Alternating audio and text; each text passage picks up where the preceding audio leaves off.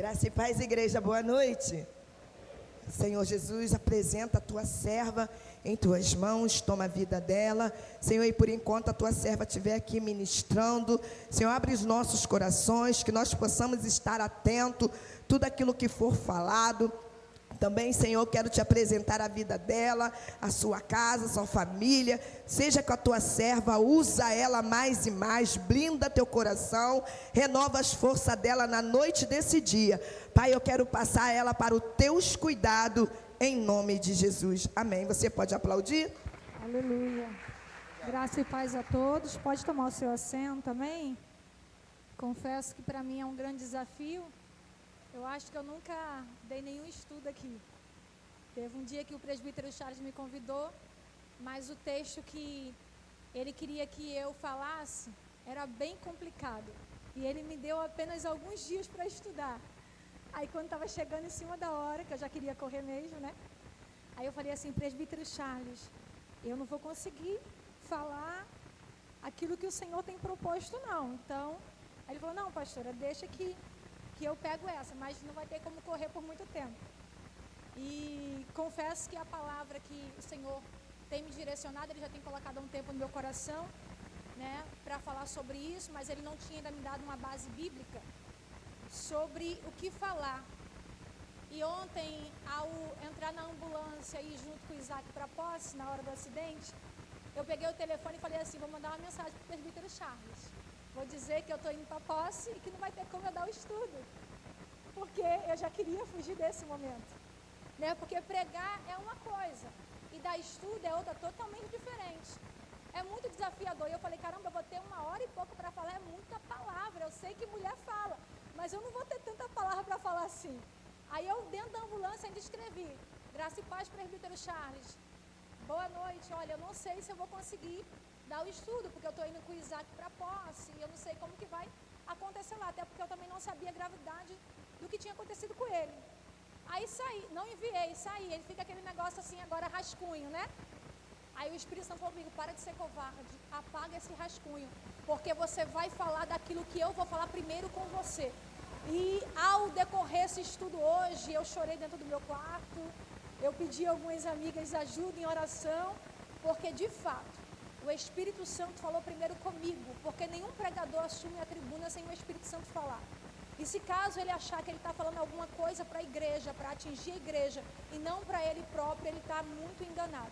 Porque a palavra de Deus ela é tão poderosa que antes de ela exortar alguém, ela exorta primeiro quem está falando dela. E a prova do amor de Deus por nós é a exortação na sua palavra. Porque bem-aventurado é a gente que quando for exortado, ouvir a palavra do Senhor, seguir o conselho do Senhor. Então o que eu tenho para essa noite, para as nossas vidas, primeiro para a minha e para a da igreja, é um conselho da parte do Senhor. O Senhor tem falado muito comigo no decorrer da minha liderança, que o que tem matado a nossa vida espiritual não são as grandes coisas, são as pequenas. Eu vejo muita gente desistindo da caminhada, desistindo da chamada, largando a igreja, não é porque o demônio fez uma arruaça muito grande, é por coisas bem pequenas. E que às vezes a gente, na situação do momento, no calor da emoção, não consegue enxergar aquela coisa pequena. Amém? E é isso que o diabo tem trabalhado em nossas vidas, tirar o nosso foco com as coisas pequenas. O tema que eu tenho para essa noite se encontra lá no livro de 2 Crônica, o 35, e eu coloquei um tema para a mensagem de hoje, lutando as guerras certas. Lutando as guerras certas. Se você colocar em prática isso que nós vamos falar aqui nessa noite, você nunca mais vai lutar a guerra errada. Porque o adversário ele vai colocar algumas coisas na nossa vida, no nosso caminho, para que a gente perca as forças lutando com aquilo. E quando chegar de fato aquilo que é para lutar, a gente já não tem mais força, porque a gente esgotou elas lutando com coisas que não tem nada a ver. Coisas que a gente cria, coisas que a gente vê, coisas que a gente especula, e a gente começa a perder a nossa força lutando com essas coisas. Eu vou abrir aqui também a minha Bíblia. 2 Crônicas, o 35. Eu vou ler o 21 em diante. Neco, porém, enviou-lhe mensageiros dizendo, não interfiras nisso, ó rei de Judá. Dessa vez, não vou atacando a ti, mas a outro reino com o qual estou em guerra. Deus me disse que me apresentasse. Por isso, pare de te opores a Deus, que está comigo. Caso contrário, ele te destruirá.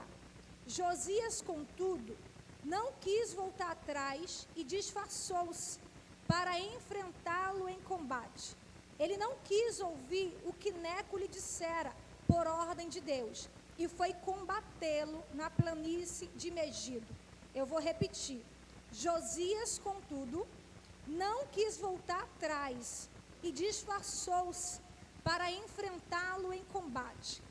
Ele não quis ouvir o que Neco lhe dissera por ordem de Deus e foi combatê-lo na planície de Megido. Uma coisa que eu quero destacar aqui é que Neco não era servo do Altíssimo.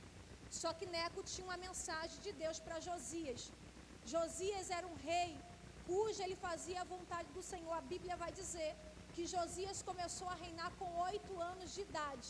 Muito novo, por sinal.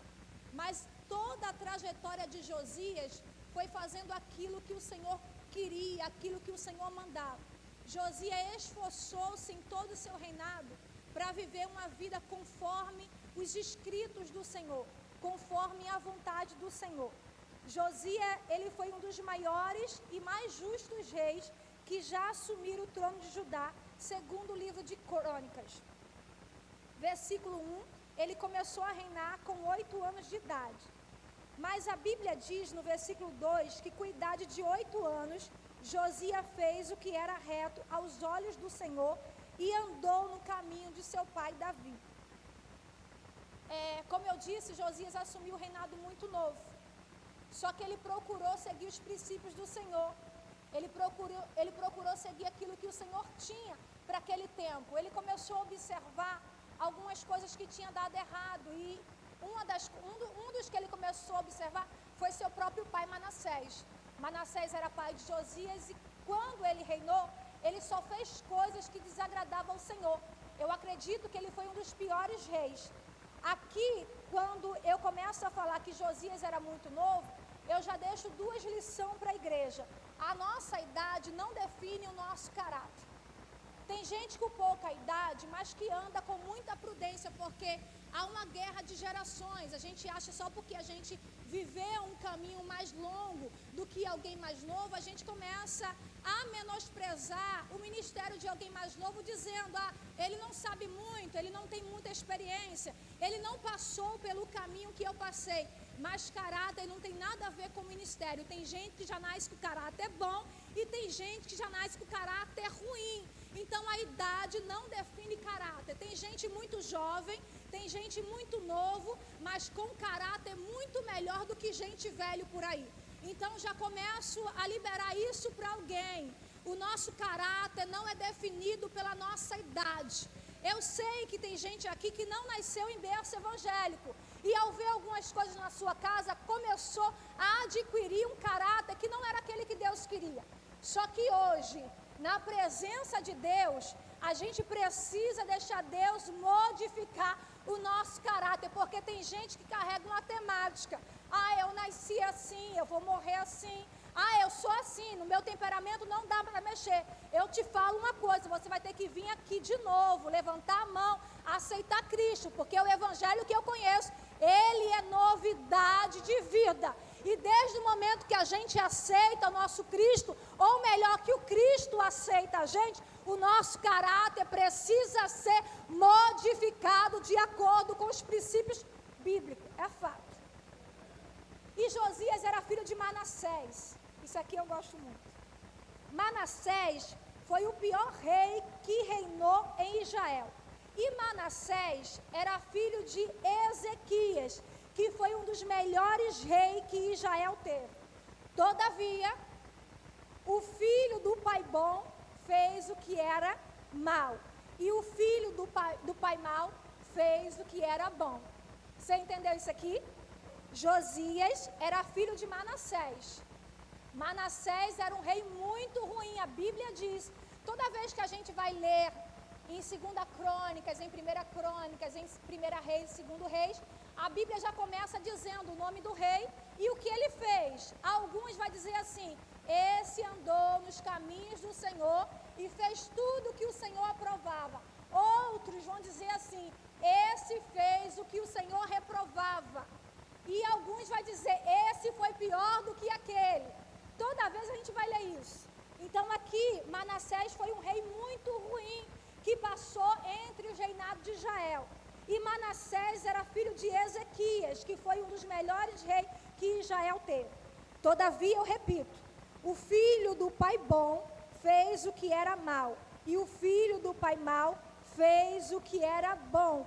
Ou seja, o caráter não é uma herança hereditária.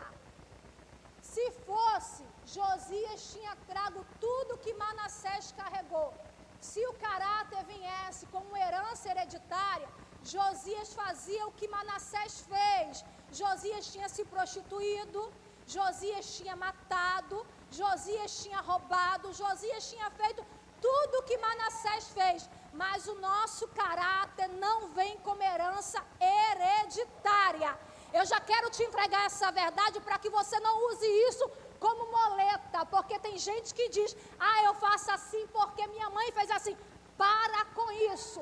Falta de caráter não é herança hereditária. Não é. Tem que parar, tem que quebrar o ciclo. A gente precisa entender que quando a gente aceita Cristo, o nosso Pai, a nossa paternidade é dele. Então, se for para herdar caráter, que seja o dele. É o dele. Não é o do teu pai que roubou, que fumou maconha, que usou crack. Não, não é. Tem que quebrar o ciclo. E quem quebra o ciclo é a gente. Porque tem gente que usa isso como moleta espiritual para justificar erros. Manassés fez o que era ruim. E isso aqui chama atenção. Porque hoje, gente, a gente tem os escritos, não tem? A gente tem isso aqui. E isso aqui tem muita coisa escrita para a gente meditar. Só que naquele tempo não. O que tinha era o que Moisés fez. Então, nesse tempo aqui, o que Moisés escreveu estava perdido.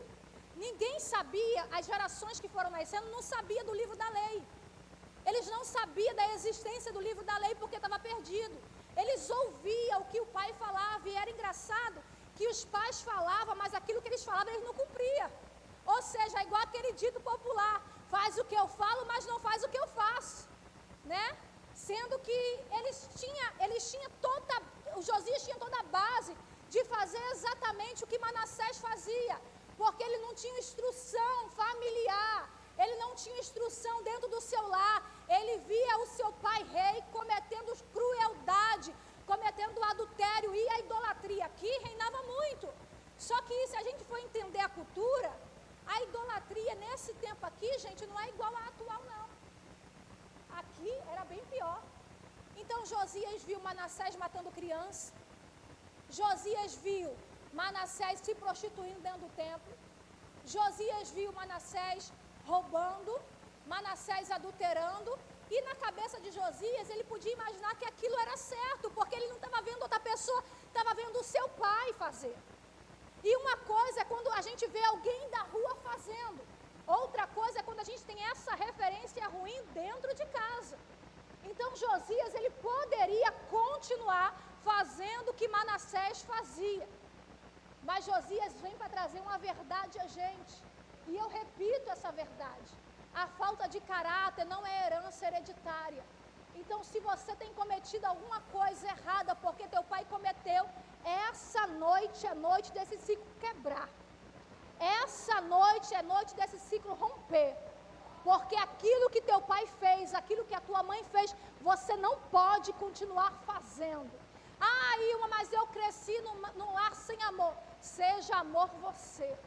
Ah, mas eu cresci num lar que meus pais me xingavam. Começa a liberar a palavra de bênção você. Ah, mas eu cresci num lar que minha mãe traía meu pai. Você que não deve trair. Ah, mas eu cresci num lar que meu pai bebia. Você não deve beber. Temos que parar de carregar essas coisas e colocar como nosso bebelô espiritual para para nos dar base como pecar, para nos dar base como errar. O ciclo maldito tem que ser quebrado. O que teu pai fez de ruim, você não pode fazer. Se for para se espelhar, que seja em coisas boas, gente. E outra coisa, para a gente tomar alguém como referência, não precisa ser os pais.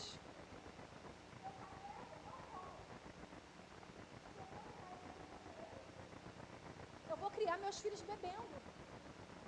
Então, se é para me seguir alguma referência, gente, tem referência boa ainda na face dos viventes, na terra dos viventes.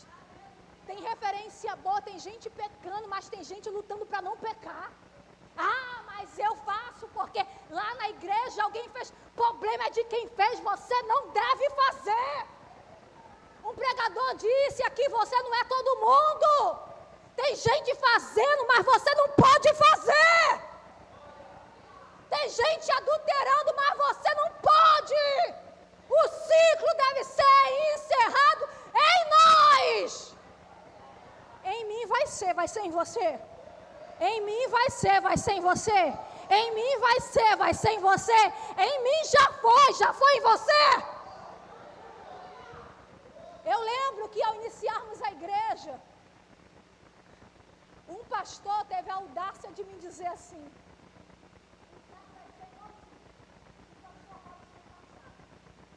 irmãos, depois eu até falei assim: Senhor, se eu falei demais, tu me corrija. E eu disse que o Senhor te repreenda, Satanás, porque o meu filho não vai ser, o meu filho não vai andar nesses caminhos. Que o Senhor te repreenda, Satanás. Falou demais. Aos olhos humanos pode ser que sim, mas biblicamente não, porque João vivia falando raça de víbora, e ninguém ficava com raivinha de João. Agora a gente não pode exortar, falar a verdade, que tem gente virando a cara. Que evangelho é esse, gente? Jesus dizia: até quando terei que estar com vocês, raça de víbora?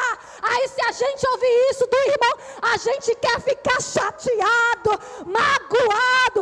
O evangelho é para ouvir a verdade. Isso por que a gente não quer falar a verdade hoje? Eu falo isso com as meninas. Sabe por quê? A gente quer andar com a massa. A gente, no fundo, se a gente pedir o Espírito Santo para analisar o nosso coração, no fundo, Rix, eu vou querer que você me aplauda no final da mensagem. Então, eu vou começar a programar a mensagem para quando eu descer no altar, alguém dizer: que bela foi a tua mensagem. E começa a ocultar as verdades do evangelho. A gente diz que não, gente, mas a gente quer sim levar tapa nas costas. Está cheio de gente aplaudindo a nossa mensagem. E é por isso que a verdade do evangelho tem sido ocultada. Jesus não se preocupava com isso. Tampouco João Batista. Eles falavam o que tinha que falar. E o povo nessa época era até doente. Mas era mais doente do que a geração atual. Porque hoje a gente tem que pisar em ovos. Liderança tem que escrever a mensagem, olhar até no Google para ver se está bonita. Aí depois ir lá no hebraico, ver se está ajeitada para depois mandar. Porque se mandar um negocinho a mais, o liderado não gosta. Se falar um negocinho a mais, vai sair da igreja. Nós precisamos quebrar esse ciclo. Nós precisamos. E as guerras que o diabo tem colocado na nossa vida são as coisas pequenas. Ontem acabou a oração e alguém disse assim: ah, é isso? Olha, eu não quero saber. Não quero saber, sabe por quê? Eu não posso gastar as minhas energias com coisa tão pequena. Eu tenho muita guerra para lutar e a minha guerra nunca é carnal. Tem demônios de tamanho muito grande lutando pela minha casa para eu estar com o negocinho, para eu estar preocupado com o negocinho, para eu estar preocupada com coisinha. E é isso que Deus quer que a gente coloque na nossa mente.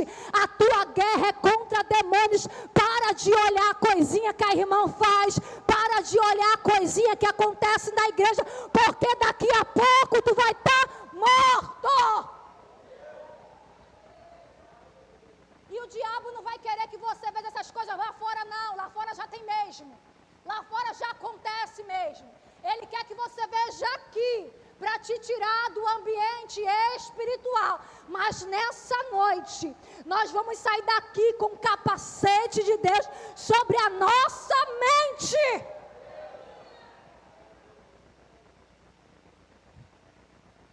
Isso é muito sério. O texto diz que no 8º ano do reinado, sendo ainda moço, começou a buscar o Deus de Davi, seu pai, e não se desviou nem para a direita e nem para a esquerda. Aqui eu também aprendo 2 lições. Josias era filho de quem? Mais alto, gente. Vou fazer igual os professores, agora eu estou me sentindo uma professora. Josias era filho de quem? E por que a Bíblia diz que Josias era filho de Davi? Por que a Bíblia diz assim? Ele procurou andar no caminho de Davi, seu pai. Por que a Bíblia não disse? Ele procurou andar no caminho de Manassés, seu pai. A Bíblia não diz isso. A Bíblia diz que Josias começou a buscar o Deus de Davi, seu pai. Josias era filho de Manassés, o pior rei de Judá. Eu vou estar sempre falando isso para você se lembrar. Mas a Bíblia não chama ele de filho de Manassés. Ela chama de filho de Davi. Por quê? Porque a gente será lembrado não pelas atitudes que os nossos pais cometeram, mas pelos caminhos que nós decidimos trilhar. Você entendeu isso? Ele foi reconhecido como pai de Davi porque nunca nós teremos ênfase por aquilo que nós carregamos de ruim dos nossos pais. A gente vai ter ênfase pelo caminho que a gente vai trilhar. Então Manassés tem ênfase aqui. Manassés é chamado de filho de Davi porque o próprio Deus viu que ele começou a trilhar um caminho bom. Então ela não ia dar ênfase ao pai de Josias, que era um rei ruim. Ela ia dar ênfase ao que ele fazia de bom. E a gente sempre vai ser reconhecido por aquilo que a gente decide trilhar. Eu costumo dizer que falar até papagaio fala, não é verdade? Não fala, papagaio fala, você fala, ele repete. Tem um lá na Juliana, que outro dia eu gritei a Juliana lá, ele ficou gritando, pastora, pastora, só porque a Juliana me chama de pastora. Então falar, até papagaio fala. A gente não vai ser reconhecido como filhos do Eterno por aquilo que a gente fala. A gente vai ser reconhecido por filho do Eterno por aquilo que a gente trilha, por aquilo que a gente faz. Não é por aquilo que a gente fala.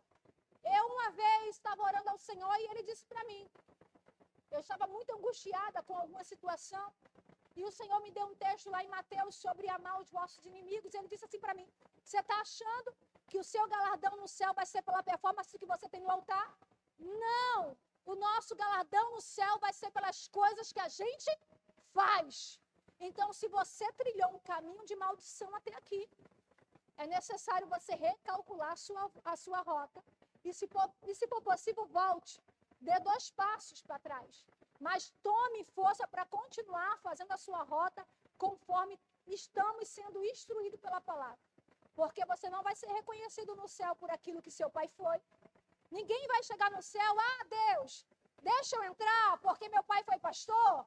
Deixa eu entrar porque a minha mãe pregou muito. Deixa eu entrar porque a minha mãe era missionária, a minha mãe era obreira. Não. No céu a gente vai ser reconhecido pelo caminho que a gente trilha. E isso é perigoso. Isso é perigoso. Porque se você estiver trilhando um caminho ruim, as consequências para a sua vida serão bem ruins. E eu não digo aqui não, gente, porque a gente viver na terra, umas provações por conta daquilo que a gente faz, ainda é maleável. Dá para suportar, não dá? Não dá para suportar? A porta fechou por causa de desobediência minha. Não dá para suportar a porta fechada? Dá. Fiquei doente porque eu fiz o que não agradou ao Senhor. Não dá para suportar a doença? Pior vai ser no grande dia ouvir do Senhor: apartai-vos. As consequências ruins na terra, a gente ainda tem cara para suportar. Dá. O pior vai ser ouvir dele: apartai-vos. Então, recalcule a sua rota nessa noite. O segundo que eu aprendo aqui é que, sendo ainda moço, buscou o Senhor. Isso aqui é para a juventude. Isso aqui é para os mais novos. Eu também, tá? Eu só tenho 37, ainda estou nova. Isso aqui é para os mais novos. Em Eclesiastes 12:1 está escrito: lembra-te também do teu Criador nos dias da tua mocidade, antes que venha os maus dias. Quantos jovens, e isso aí eu digo jovens, nós, geral, deixamos para buscar o Senhor quando a gente está acamado, quando a gente está sem força, e eu não digo sem força espiritual não, quando a gente já não tem mais vigor.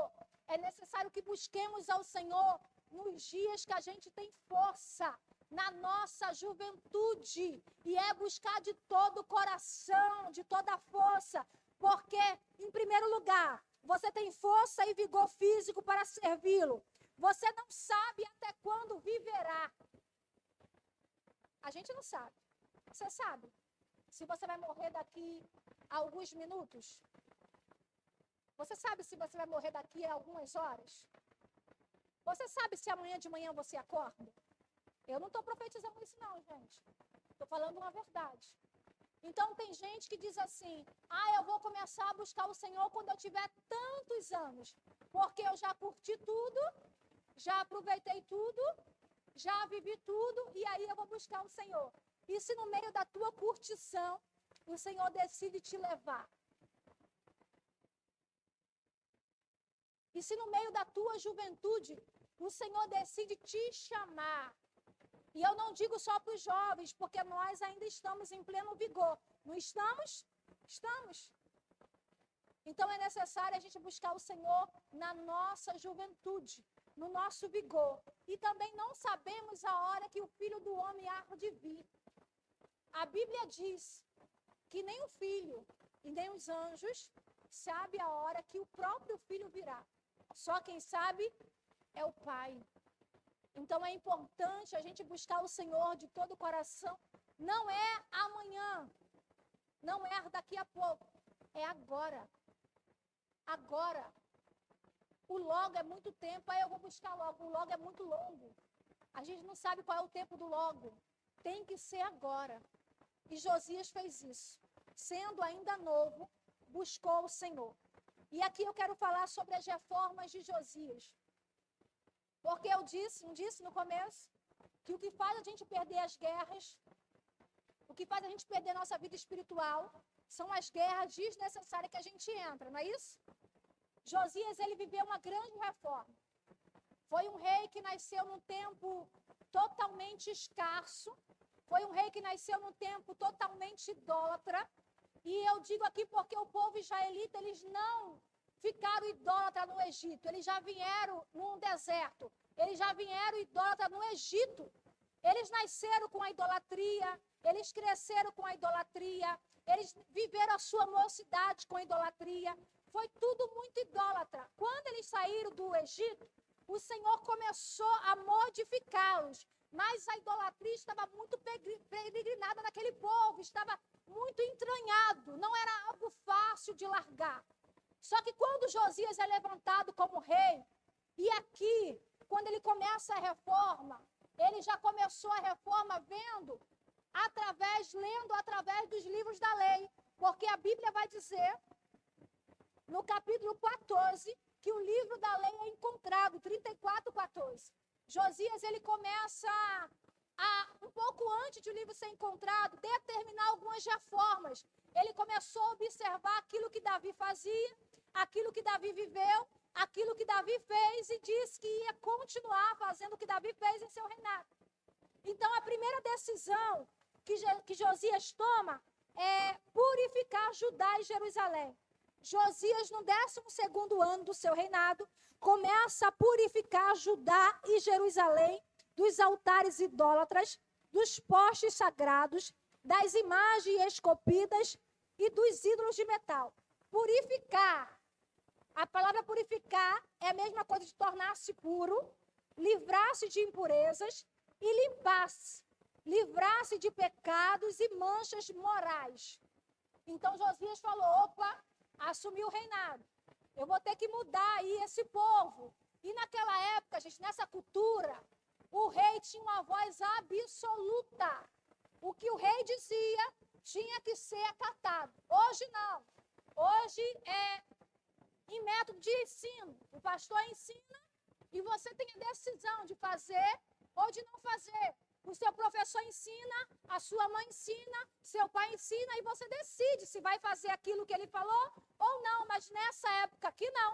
O rei tinha voz absoluta. Então Josias disse, já que eu tenho voz, já que eu sou rei, eu vou começar a mudar o comportamento desse povo. Eu disse que o povo já tinha a idolatria inserida em si. O povo de Israel não tornou-se idólatra, eles já eram idólatras. Eles não ficaram idólatras por conta das provações no meio do caminho. Eles não ficaram idólatras porque no meio do deserto não tinha ninguém, eles quiseram adorar. Não, eles já saíram de lá adorando a outros deuses. Eles nasceram conhecendo a deuses estranhos. Então isso era impregnado nele. E Josias disse, não, eu vou acabar com isso. Eu vou queimar tudo, eu vou derrubar tudo, eu vou purificar tudo. E esse povo vai ter que voltar agora a olhar o Deus de Israel como seu único Deus. E Josias faz isso. Só que se a gente lê a Bíblia, se a gente lê a reforma de Josias, a gente começa a olhar para o que Josias fez como se fosse algo fácil. Porque a Bíblia não dá tanto detalhes do que Josias passou para mudar a história desse povo. A gente começa a olhar a história de Josias e diz assim, não, foi tranquilo. Josias gritou lá como rei, hoje eu sou rei, a partir de hoje, vocês farão o que eu mando. E todo mundo fez, não foi isso. Porque além de tudo, havia uma guerra muito espiritual para que Josias voltasse a atenção do povo para Deus. Porque o povo já estava totalmente envolvido em idolatria. E o povo acreditava fielmente, gente, que o que fazia eles ficarem vivos, que o que fazia eles prosperar, que o que fazia eles ter saúde, que o que fazia eles ter muito filho, riqueza, era de fato os deuses que eles adoravam. Tanto que Baal é reconhecido como Deus da chuva. Por isso que Elias diz para parar de chover. Porque eles adoravam Baal com tanta intensidade, porque eles acreditavam que era Baal que derramava a chuva. E ao derramar a chuva, as lavouras cresciam, ele escolhia e todo mundo era rico. Então, para quebrar o trono de Baal, Elias logo falou, segundo a minha palavra, não vai chover. Aí eles começaram a identificar que Baal não faz nada. Quem faz é o nosso Deus. Só que até eles entenderem alguma coisa era difícil, porque a idolatria estava quase no sangue daquele povo. Mas Josias disse, vai ser difícil, mas a reforma vai ter que entrar. Vai ser difícil, mas eu vou virar o olho desse povo para o Deus de Israel. Vai ser difícil, mas eu vou labutar no meu reinado. Josias não esmoreceu a fé. Não esmoreceu.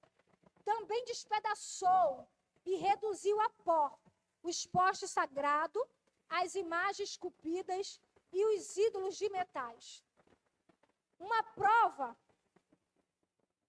que ele desejava acabar com o mal pela raiz.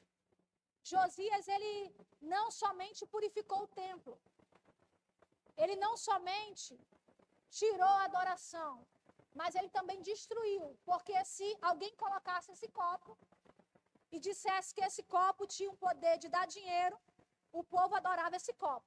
Então, tudo que o povo levava, que levava o povo à idolatria, Josias quebrou.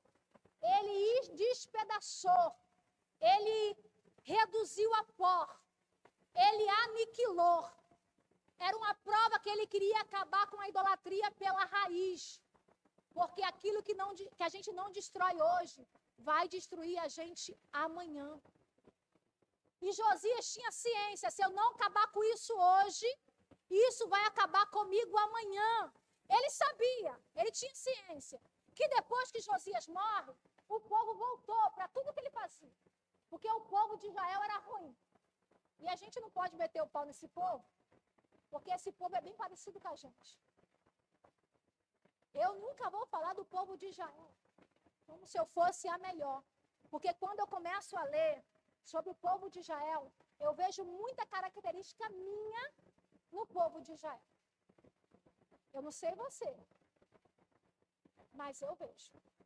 Eu não sei se tem alguém aqui para levantar a mão. Eu não vejo nada em mim do povo israelita. Eu vejo. Porque tudo que tem de bom em mim é Cristo. O restante que não vale nada, sou eu mesmo. Então, assim, a gente quer meter o pau. Ah, porque o povo fez isso, porque o povo fez aquilo. Sendo que a gente acaba fazendo um montão de coisa igual. Tem gente que adora mais o emprego do que a Jesus. Tem gente que ama mais o marido do que a Jesus. Tem gente que idolatra os filhos mais do que a Jesus. Tem marido que ama mais a esposa. Ama mais do que Jesus. E as minhas orações, eu estou igual a maluca na minha casa. Eu falei com a pastora Renata, eu estou gritando assim: Deus, me faz amar o Senhor mais do que eu amo o Robson, mais do que eu amo Isaac, mais do que eu amo a Rebeca, mais do que eu amo a Esther, porque senão eu vou colocar eles acima do Senhor. E a gente coloca, gente.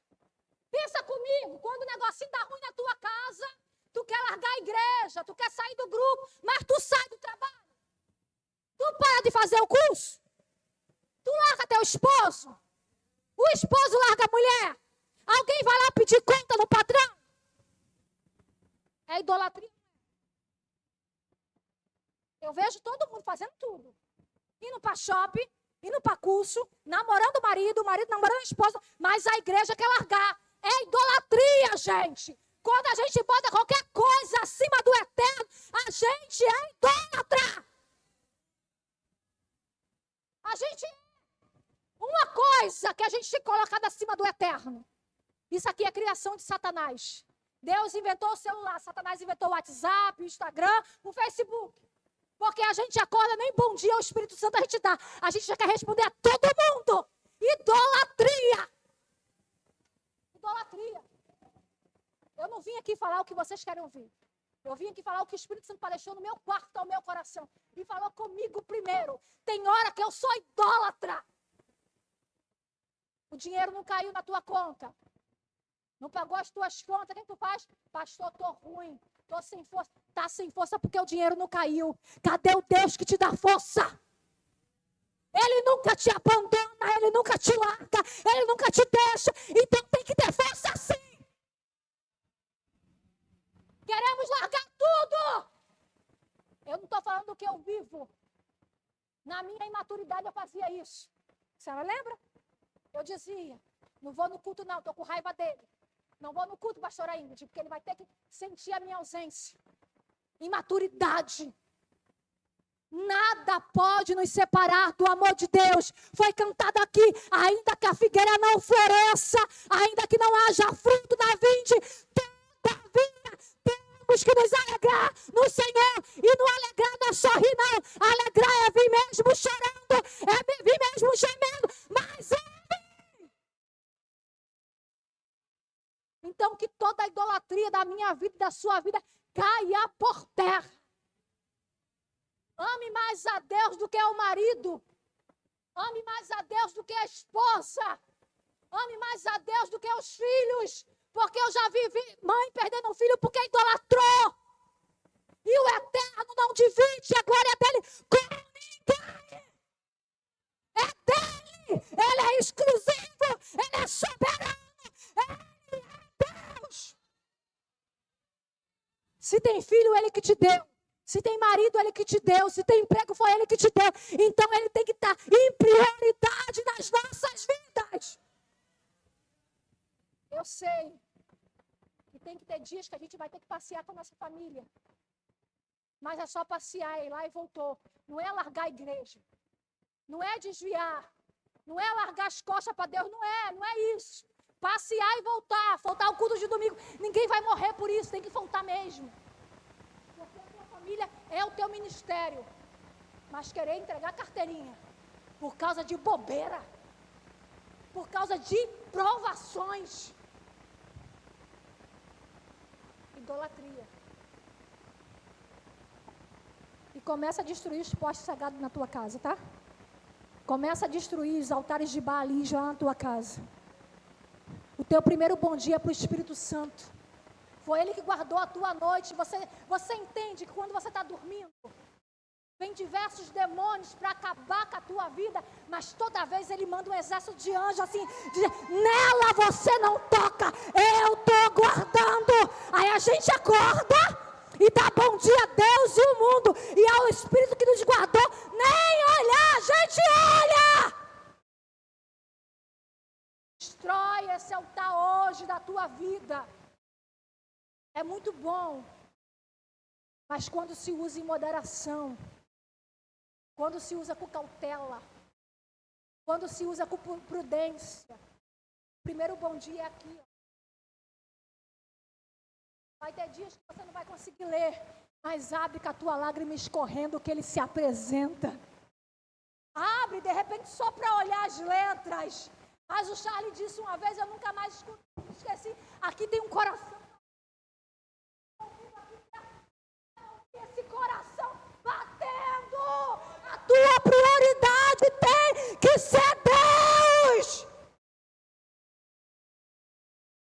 Então Josias disse, eu vou acabar com tudo. Eu vou purificar e vou queimar. E a gente sabe.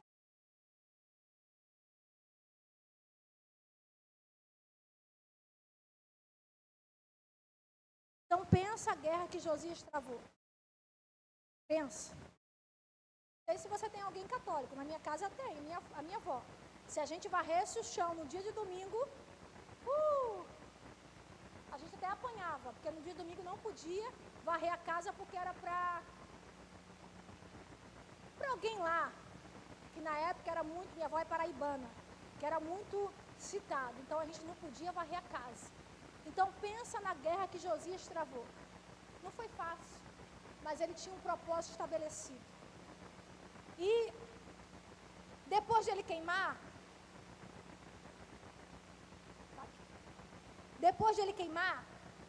os instrumentos que faziam o povo, que levavam o povo à idolatria, ele decide queimar os ossos dos sacerdotes. Aí isso aqui pirou minha cabeça, queimar osso de sacerdote. Sim, queimar o osso do sacerdote. Todo sacerdote que viveu na prática da idolatria, que acenderam incensos para outros deuses, quando morreu foi enterrado. A carne acabou e ficou o osso. Josias foi lá, desenterrou o osso, pegou o osso daquele sacerdote e queimou junto. Ele fez uma fogueira. Ele botou as imagens esculpidas de ouro, ele botou os postes, ele botou tudo que levava o povo à idolatria e, por final, ele falou, vou queimar o osso do sacerdote. Isso aqui é porque o osso de alguém naquela época, nessa cultura, era muito importante. Eles acreditavam que só participaria da ressurreição quem tivesse os ossos intactos. Então, quem não tivesse o osso intacto, nunca teria chance de ressuscitar. Então, Josias fez aqui, de fato, uma explanação, anunciou ao povo, olha, eu vou queimar os ossos do sacerdote, porque se alguém fizer como o sacerdote fez, o teu osso também vai ser queimado. E isso era uma anunciação ao povo, dizendo que o povo, de fato, precisaria largar a prática. E a gente vai ver que quando o povo sai do Egito, o que Moisés carrega?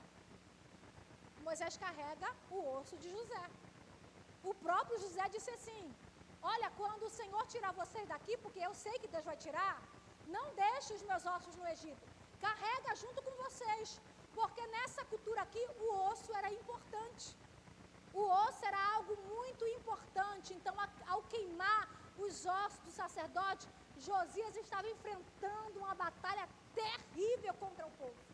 E anunciando, se vocês continuarem na prática, vocês vão morrer e eu também vou queimar os ossos de vocês. Porque isso era importante. A cultura lá era diferente daqui. Então é por isso que eu digo, está na cultura, para entender o que de hoje não. Hoje, se você tiver dinheiro,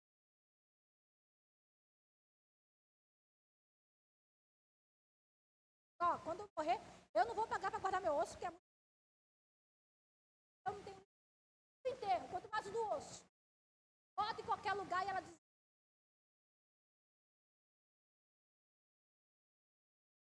deixa lá. Eu sei que quando chegar o arrebatamento, meu osso não vai ir embora. Mas eles acreditavam que os ossos eram algo. Então José quebra e institui a reforma. É aqui que eu caminho para Josias.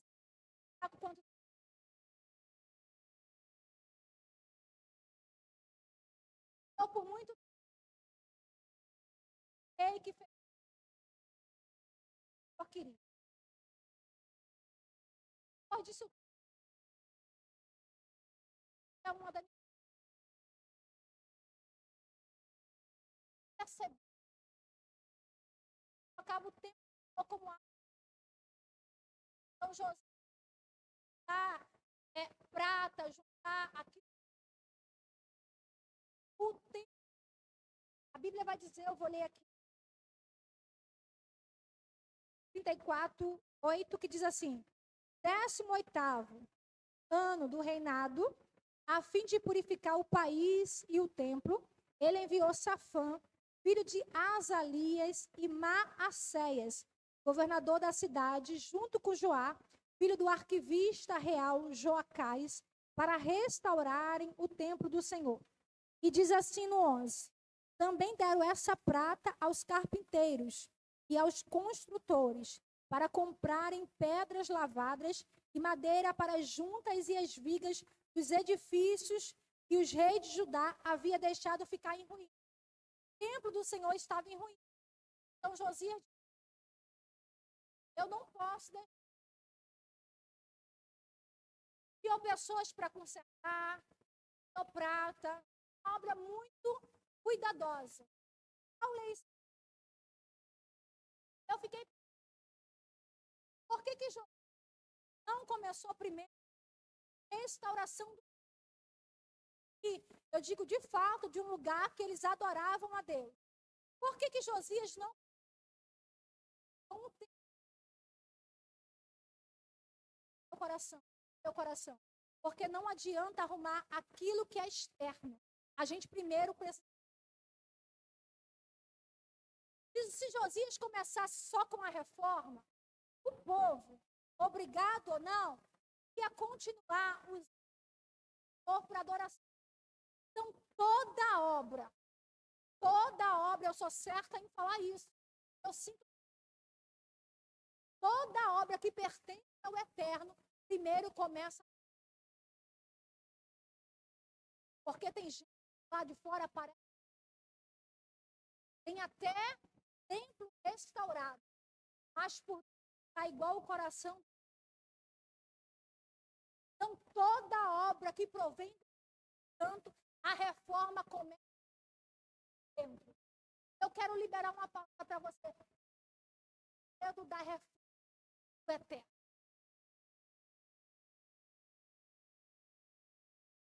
Porque ele sabe exatamente carregando.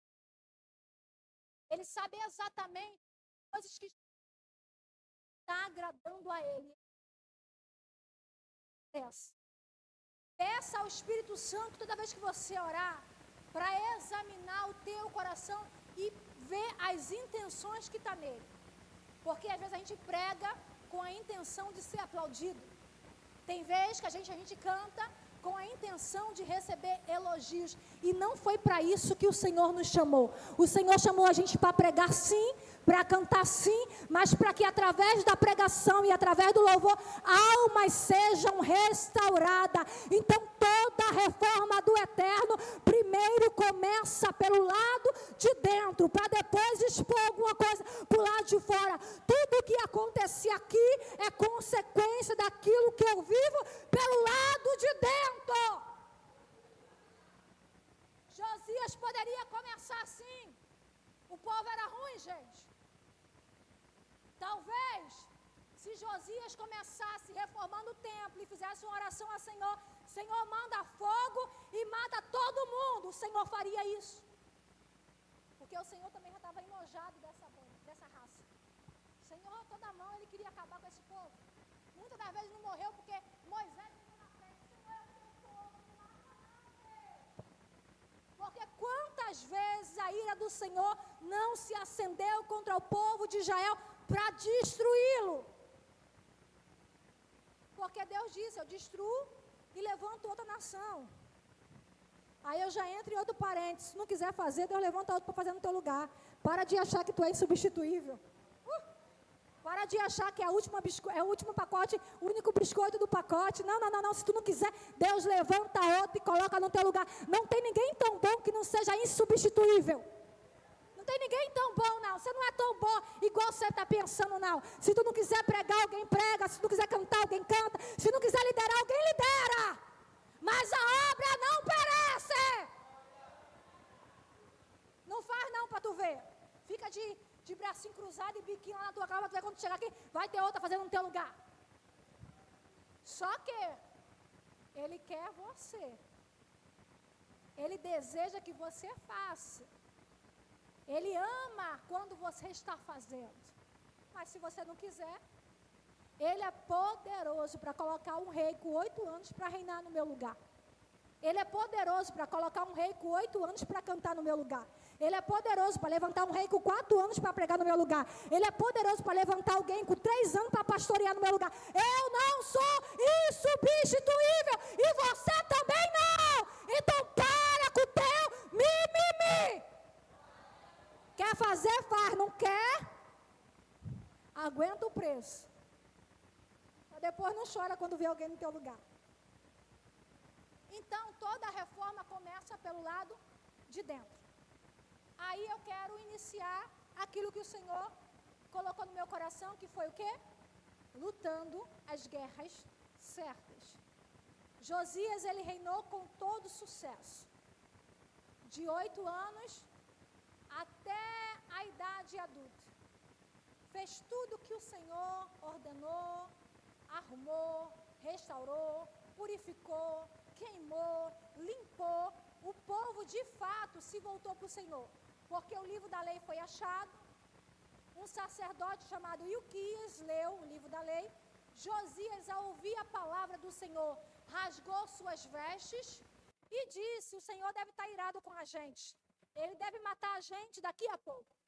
A Bíblia vai dizer que Josias vai de encontro, manda alguém de encontro a uma profetisa Aúda, pede misericórdia, e o Senhor diz que não traria destruição no tempo de Josias. E ele teve muito sucesso em seu reinado. Só que a Bíblia vai dizer, onde nós lemos, que depois de tudo que Josias fez, começa assim, inicia assim, a morte de Josias. Depois de tudo que Josias fez, e depois de colocar em ordem o templo, Neco, rei do Egito, saiu para lutar em Carquemis, junto ao Efrante, e Josias marchou para combater. Ou seja, Neco saiu do lugar onde ele reinava para lutar com outro rei. Não era com Josias.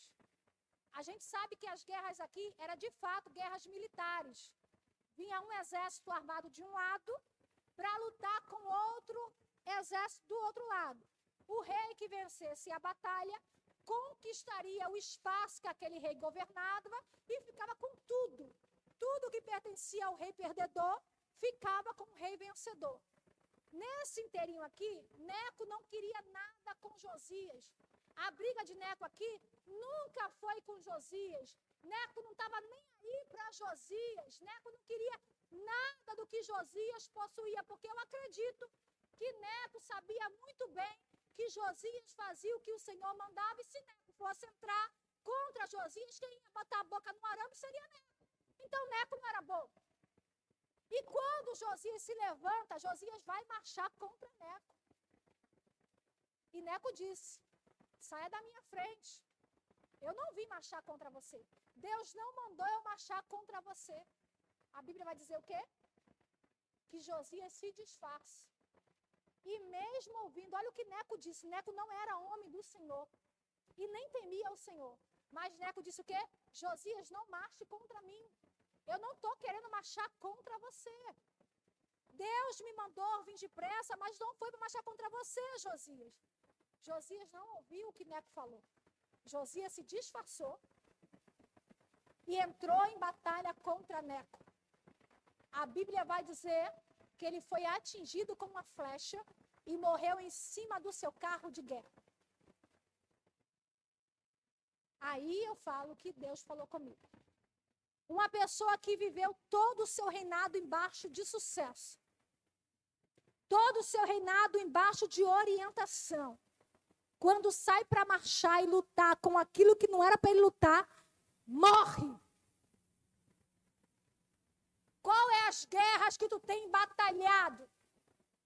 Será que é a guerra que o Senhor está mandando você batalhar? Ou guerra que tu está entrando por conta das tuas emoções?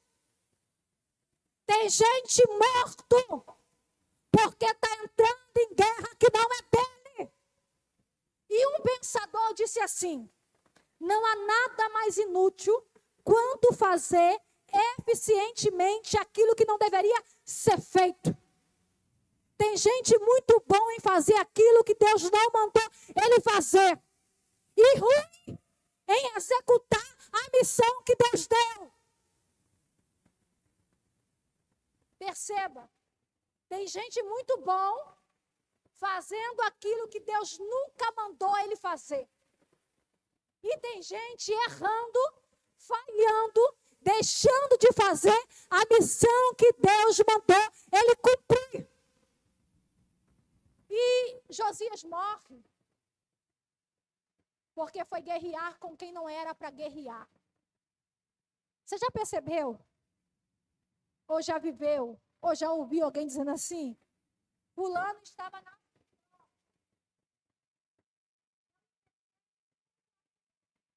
Depois que eu emprestei, minha vida financeira desandou. Já ouviu alguém dizer isso? Eu já. Eu fui no lar e fui fazer uma oração. E quando eu cheguei lá, eu saí totalmente atribulada. Você já ouviu alguém dizer assim? Eu não estou dizendo aqui que não é para ajudar. Porque a Bíblia é clara em dizer que nós devemos amar os nossos irmãos como a nós mesmos. Mas às vezes teu irmão está passando pela prova porque ele é desobediente, porque ele fala de Deus e o mundo, porque trai marido, porque rouba o que é do Senhor. E você, igual trouxa, vai guerrear uma guerra que não é tua. Não está nem aguentando guerrear a própria guerra. Aí vai guerrear a guerra de quem não tem nada a ver. Eu já vi gente aqui que o pastor repreendeu o indivíduo e o outro lá e não abraçar. Eis que Deus diz, Deus não disse nada. A espada que está sobre ele vai ficar nas tuas costas. Para de entrar em guerra que não é tua. Se o pastor se excedeu na correção, Deus vai cobrar dele. Se o pastor falou o que não era para falar, Deus vai cobrar dele. Aí vai você igual trouxa dizer que Deus disse. Deus não está dizendo nada, meu irmão. Deus não mandou tu nem profetizar, nem tu orar e tu diz, eis que Deus disse, tu vai dar conta das palavras que tu está dizendo. A Bíblia diz que nós daremos conta das nossas palavras.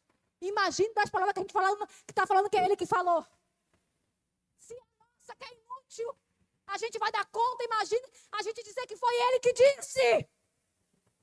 E ele lá do céu olhando, a tola, profetizando para o rebelde. Gente, isso é muito sério. Isso é muito sério. Satanás está matando gente assim. Ai, tô fraco. Ai, tô fraco. Ai, tô fraco. Claro, em vez de buscar por ele, está entrando em guerra que não é tua. Isso é muito sério. E somos inúteis em fazer aquilo que Deus mandou. Davi estava onde quando era para guerrear? Davi estava onde? Observando, no palácio. A Bíblia diz que no tempo que os reis tinham que sair para guerrear, Davi estava passeando, lá no terraço dele. E está Davi, os reis guerreando e Davi passeando. Está Davi passeando e os reis guerreando. O que acontece? Observa o que não é para observar. E ao observar, deseja. Ao desejar, executa. Sai do palácio e vai para as tuas guerras. Davi não teria caído com Betseba se ele estivesse na guerra, não. Porque na guerra só tinha homem, ele não ia observar ninguém lá. Davi não tinha adulterado se fosse para ir para a guerra, não, porque lá só tinha soldado. Mas ficou. Aí na hora que é para lutar a guerra dele, ele não vai. Aí na hora que é para lutar a minha, vai. Gente, para de ser inútil de fazer aquilo que não é para tu fazer. Faça, execute aquilo que o Eterno designou para você. Ajuda. Mas até para ajudar precisamos pedir orientação. E a quem é o pastor? Não, ao Eterno. Ah, mas ele não fala contigo porque tu não fala com ele. Porque quem fala com Deus tem resposta. Ah, eu não ouço a voz de Deus, não ora, vai ouvir como? Não lê a Bíblia, vai ouvir como? Vai ouvir Deus falar o quê? Quem fala muito é eu e você, Deus não. Deus espera você falar para ele falar. A gente que já chega na fila do banco, contando a vida toda, mas Deus não. Não ouviu nem a mulher que está no banco, está contando que o marido é isso, que o filho é aquilo. Para com isso, fala com o Eterno. Davi cai em adultério. Mata a mulher, o marido da mulher que ele cai em adultério. E depois, o que acontece? O que acontece? Deus perdoa, mas a espada de Deus está fincada na casa de Davi. Aminon estrupa Tamar, Absalão mata Aminon, que são os filhos do rei, e só destruição. Às vezes as guerras estão cerradas na tua vida porque tu está fazendo o que não é para fazer, e o que é para tu fazer, tu não está fazendo. Será que a aprovação que você está vivendo é de fato Deus que colocou? Será que é? Será que a gente era para estar no estágio que nós estamos hoje? Será, gente? Faz uma autoanálise. Será que era para você estar exatamente como você está? Será? Será que não era para estar vivendo um pouquinho melhor, não? E eu não digo em coisas materiais, não. Eu digo em espirituais. Material a gente trabalha e corre atrás. Todo mundo pode ter. Mas será? É noite de fazer uma análise. Será que eu estou lutando aquilo que Deus mandou eu lutar? Ou será que eu estou lutando aquilo que não é para eu lutar? É muito difícil, é muito perigoso, mas as lutas que nós devemos lutar é a que Deus nos mandou. Eu aprendi uma oração com meu esposo, de me preocupar com aquilo que eu preciso me preocupar. O que não é, que eu nem me lembre. Ah, mas a irmã falou de você. Deixa ela falar. De repente o assunto melhor na vida dela que tem é eu. É o que traz animação. Eu vou ficar me importando. De repente o que traz alegria para a vida dela é falar de mim. É falar da minha beleza. É falar do jeito que eu prego. É falar dos meus filhos. De repente é isso. Aí você acha que eu vou bater boca. Vou me desesperar com o Eterno. Ah, Senhor, castiga fulano. Pelo amor de Deus, fulana vai ter as consequências que merece. Quem sou eu para ficar mandando o Eterno me justificar? Eu tenho que continuar na rota do meu propósito. Eu tenho obra para fazer e não gente para impressionar. Eu tenho um propósito para cumprir e não gente para agradar. E você também. Aí a guerra está lá longe, mas está ela descabelada aqui, preocupada com a reputação. Ei! Chamaram Jesus de filho de demônios. Não vão falar de mim, de você. Quem somos nós? Ele, santo, imaculado, sem mancha, sem mácula, fazia milagre à torta e à direita, levantava paralítico. Falaram dele, imagine eu e você, que não era nem para sair o câncer. Pelo amor de Deus, entra na guerra que é importante. Guerreie as guerras que são necessárias. Faz aquilo que Deus te falou para fazer. Não seja eficiente em fazer aquilo que não é para você fazer. Peça direção ao Eterno, que Ele vai te instruir. Não fique na varanda quando for dia de guerrear. E lembre-se, a tua guerra nunca é contra sangue e carne. Nunca é. Ah, Ela está falando, às vezes é o demônio usando ela. Ele vai ter que usar alguém. Mas a tua guerra nunca é contra carne e sangue. É contra principados e potestades. Tu está achando que o diabo vai fazer igual você? Ficar na molezinha? Só vir te atacar quando ele quiser? Porque a gente só vem na igreja quando quer. Mas ele não. A hora que tu der uma brecha, a hora que tu der um mole, quando tu tiver um pouquinho mais fraca do que hoje, porque às vezes hoje a gente está bem, mas amanhã a gente já acorda meio fraca. Ele vem com o ataque dele, e é por ele que você tem que guerrear, é com ele que você tem que guerrear. Amém? Fique de pé.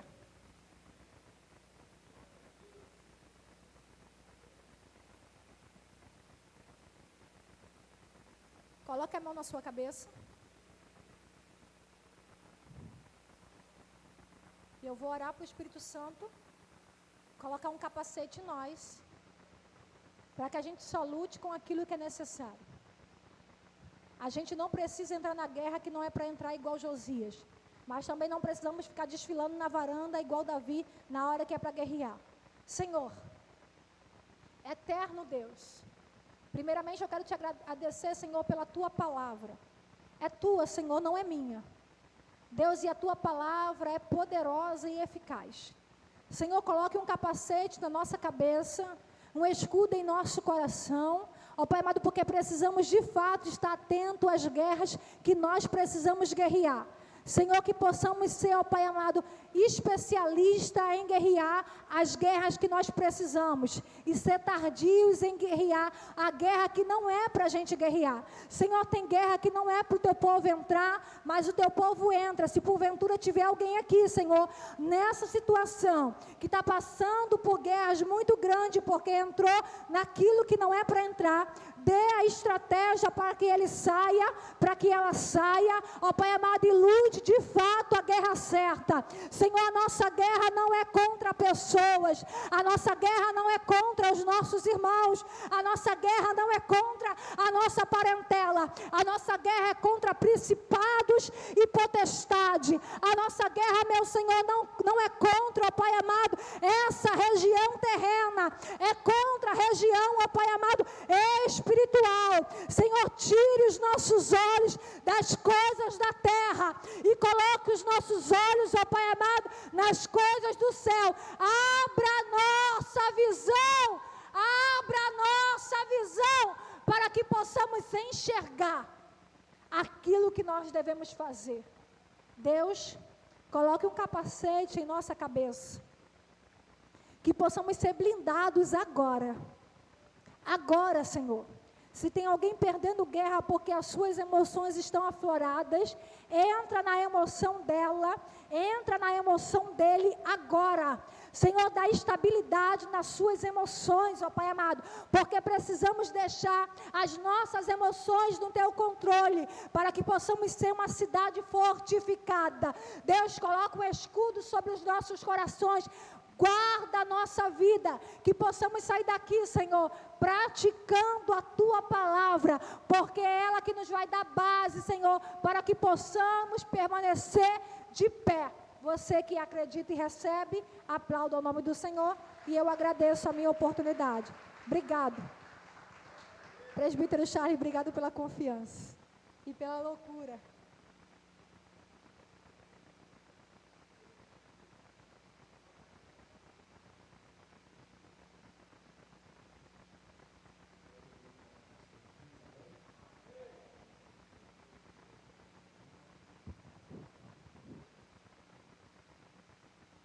Mexeu com as estruturas do nosso coração, tenho certeza, despertou a gente e abriu os nossos olhos para a verdade. Muito difícil, né, na nossa vida, quando a gente gasta muita energia lutando guerras que não eram para ser lutadas, porque quando chegam as guerras que precisavam ser lutadas, a gente já está enfraquecido, a gente já não tem mais força para conseguir lutar. Então essa mensagem é uma mensagem necessária para que a gente possa saber distinguir, né, e discernir quais são as batalhas que a gente tem que lutar.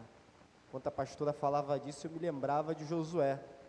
Josué acaba fazendo uma aliança com os gibeonitas, né, haviam jurado pelo Senhor que não os matariam e que os protegeriam, porque achavam que eles eram moradores da terra, quando na verdade eram estrangeiros. tomaram uma atitude sem pedir consentimento à boca do Senhor, e por isso, quando chegou agora os moradores da terra, todo mundo se levantou contra os gibeonitas. Aí Josué teve que ir lá lutar uma guerra que não era nem dele, porque havia tomado uma atitude sem pedir conselho à boca do Senhor. Também me fez lembrar de Davi, mais uma vez. Davi, quando ele está numa guerra, né, com os filisteus, lutando junto com Agag, os príncipes dos filisteus ficam com medo de Davi se levantar contra ele e manda ele embora para a terra dele, que havia dado para Davi. Quando Davi chega lá, os amalequitas, os midianitas haviam arrasado a terra, levado mulheres, levado filhos, levado tudo. Todo mundo se desesperou, todo mundo pensou, o que a gente faria, né? Imagina, chegar em casa, ver a casa saqueada, saber que filho, mulher foi levado. O natural é pegar a espada, o escudo e ir para o campo de batalha. Os soldados de Davi, todos afoitos, querendo ir para a guerra. Davi, não, calma aí. Antes de entrar na guerra, parece que ele tinha aprendido, antes de entrar na guerra, eu vou consultar o Senhor. Ele chama o sacerdote e diz, Senhor, eu devo entrar nessa guerra? Eu devo batalhar contra esse inimigo? Aí ele joga a sorte e a sorte cai para que sim. E ele vai para campo de batalha, vence a batalha, resgata suas famílias, suas mulheres e seus filhos e volta vitorioso.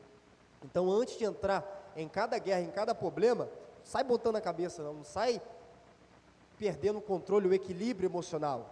Ore ao Senhor.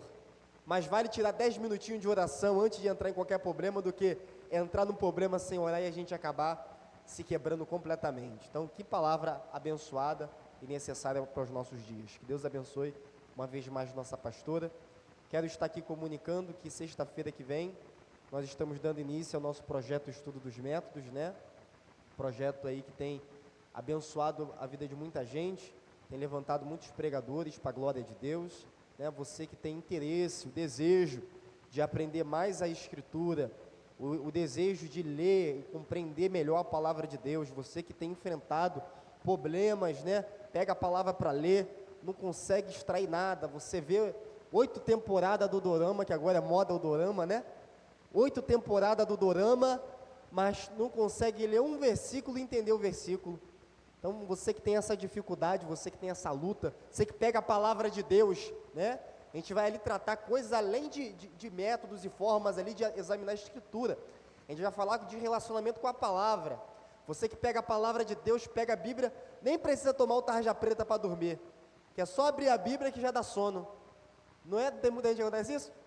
Meu irmão, tu vê filme, não dorme, é insônia, aí tu fala, não vou ler a Bíblia. Quando tu abre a Bíblia, parece que vem o anjo, te dá um nocaute e tu dorme, né?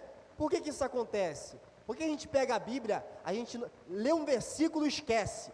Vê 2 horas de filme, aí tu conta para todo mundo, não sabe o filme que eu vi, aí tu conta o filme, 2 horas de filme. 8 episódios do dorama, tu vê. Aí tu consegue contar tintim por tintim. Tu lê uma história, começa no versículo 1, chega no versículo 10, tu meu Deus, o que estava escrito no 1 mesmo? Aí tu volta lá atrás, por que isso acontece? Você sabia que tem uma razão para isso? Sabia que tem uma causa para isso? Você quer saber que causa é essa? Sexta-feira, 7h40 da noite, tá? Nosso projeto agora ele vai se estender, né?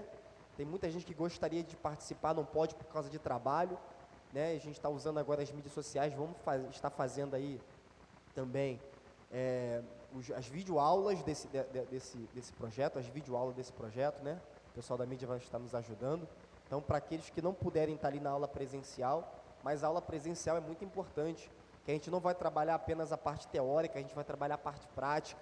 É uma aula muito dinâmica. Quem já participou sabe como é bênção, né? Tem aluno meu que eu estou tentando me livrar dele, eu não consigo me livrar, o cara, 5 anos já de faculdade, meu Deus do céu, já domina o método melhor do que eu, a pessoa mais não larga, não abandona o osso, meu Deus do céu. Mas lembra que do último método, né? Vocês lembram do último método, né? O último método é terrível. Mas vocês não querem fazer eles por nada, vocês são terríveis também. Então, que Deus possa abençoar a todos os amados irmãos. Quero estar convidando o meu pastor Jefferson aqui, para estar fazendo a oração final, e entregando esse culto nas mãos do Todo-Poderoso. Daqui a pouco a gente já está iniciando já a nossa campanha de oração, né? Dando prosseguimento nela. Aplauda o nome do Senhor Jesus. Coloque sobre os seus pés. Aleluia, glória a Deus. Quantos receberam de Deus aí, digam glória a Deus, irmãos. Fecha os teus olhos, vamos orar. Bendito Deus e eterno Pai, Deus, nessa noite, Senhor, obrigado pelo privilégio, Senhor, de estarmos ouvindo a Tua poderosa palavra. Te peço, Senhor, continue, Senhor, manifestando o Teu poder, ó Pai, a Tua presença, Pai, no nosso meio, na nossa vida. Continue usando, Pai, poderosamente, Pai, todos os Seus filhos, ó Pai, que tem nos ensinado, que tem nos exortado, ó Pai. Continue, Pai, abençoando a casa, a vida de cada um, Senhor da glória. Assim eu te peço também, Senhor, que o Senhor possa levar o Teu povo em segurança, aqueles que vão para os seus lares, e também que o Senhor possa guardar, Pai, aqueles que vão ficar, Senhor, para um momento de oração. Continue conosco, em nome de Jesus. Receba a bênção, que a graça de Jesus, o amor de Deus e a comunhão do Espírito Santo esteja com todos aqueles que guardam a vinda de Cristo, e todos em uma só voz digam: está encerrado.